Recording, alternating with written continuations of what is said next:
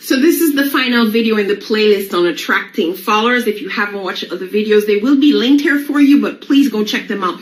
So what I wanted to do is just to revisit this image that I wrote on the board before. And if you remember, I said once people are aware of you and they come into your funnel, which I hope you have some kind of system. I'm calling it a funnel because that's a traditional marketing term, but you may have some other system.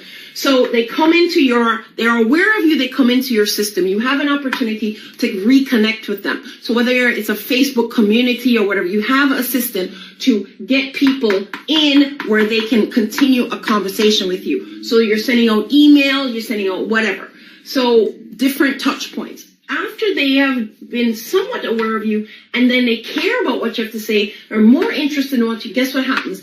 They're activated. They start to show up for you both offline and online. Guys, do not ignore either of them. So a lot of the work that I do helps with online visibility, because this is a missing piece for a lot of the leaders that I work with. You're very good at showing up at networking meetings, getting word of mouth referrals. And so a lot of you are strong in that area. So you're strong in the offline.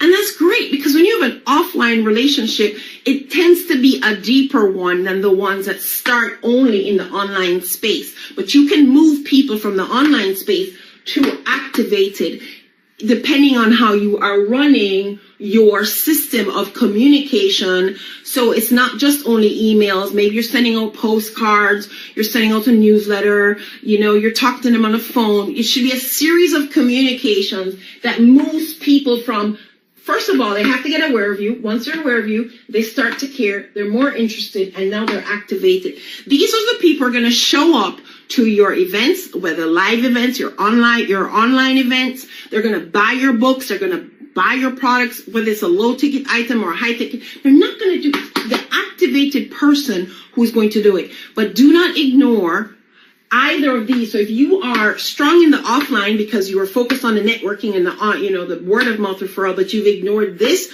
you are missing out because you are not being discovered online. Literally, your ideal audience could be 2 physical doors down from you, and they don't know you exist. You don't know they exist. They're searching online for the nearest blah, blah, blah, and you don't come up on the radar, so you're missing out.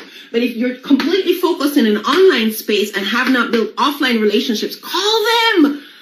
Say, I'm going to be at such and such, meet them. You need both, all right? You need to, when you have the offline, you're going to have a stronger, activated person. Dr. Trudy Beerman here. I look forward to connecting and working with you.